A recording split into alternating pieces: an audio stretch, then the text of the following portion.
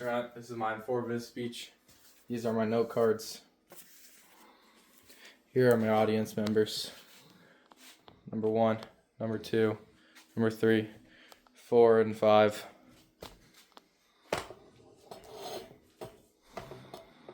Baseball has been around for over hundreds of years, and it's full of its own history, legends, and moments that stick with players and fans. But unique isn't just the stats, the Ks, and the home runs. It's about the respect that the unwritten rules have given us. The unwritten rules is like a moral code or compass that every baseball player follows. You won't find these in the normal rule book, but if you break one, everyone will know that you will. Today, I will be talking about 3 of baseball's biggest unwritten rules in baseball.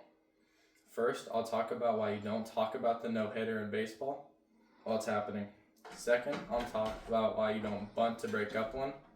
And third, I'll talk about why you don't walk across the pitcher's mound. I've been playing and watching baseball all of my life, and I can tell you that these unwritten rules are just as important as the written rules. By learning these, you'll understand why baseball players take this game so seriously and why respect is such a big part of it. But let's talk about one of the most well-known written rules, why you don't talk about the no-hitter or perfect game while it's happening. While there's a no-hitter or perfect game going, you don't talk about it.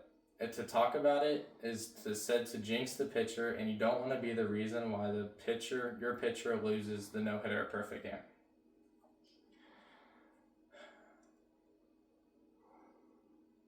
Players might even stay on the different side of the dugout to make sure they respect the pitcher and their space. Announcers won't mention it, but will hint at it by saying something like, "He hasn't given up a hit yet." This is one of baseball's weirdest superstitions. While it doesn't make much sense, but every baseball player should follow it. Now that you know what you shouldn't talk about during a no-hitter, now you should learn what you shouldn't do during a no-hitter. What to do while going through a no-hitter is not to bunt to break it up. If it's late in the game, you should not bunt to break up the no-hitter. This is seen as cheap or lame in the game of baseball. I'm going to pull up a video that shows this great example of why not to bunt to break it up. You'll see Lindor, Brantley. Lindor lays down a nice bunt. There's your first hit of the day for the Cleveland Indians. There you go. There's your start. People booing because they have a no-hitter going. Well, you're trying to win. As you can hear, the announcer commentates, and you can hear the fans booing because this was a very cheap way to get a hit in the 7th inning to break up the no-hitter. Now that you know why you shouldn't bunt to break it up, let's talk about one of the rules that it's all about, not about superstitions or traditions, but it's about respect for the pitcher. This is about walking across the pitcher's mound while it's happening, while he's pitching. Pitchers are very traditional and religious about how they pitch. They have superstitions that run deep, and to walk across is like breaking into someone's house on the diamond.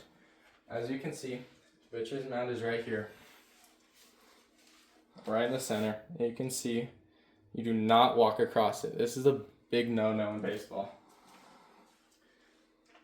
It can be seen as rude or disrespectful in the game of baseball, and even one of the greatest, like Alex Rodriguez, has received hate from walking across the pitcher's diamond. Now that you've learned these 3 great rules, now that you know that the small things in baseball is what makes the game so great.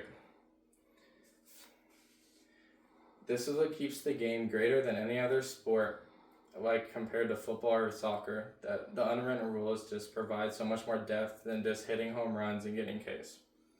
Now that you've learned to not talk about the no-hitter or perfect game, not to bunt to break up one, and not to walk across the pitcher's mound, you learn about how these unwritten rules are just all about respect, and the game players are big moments, not to break up the big moments.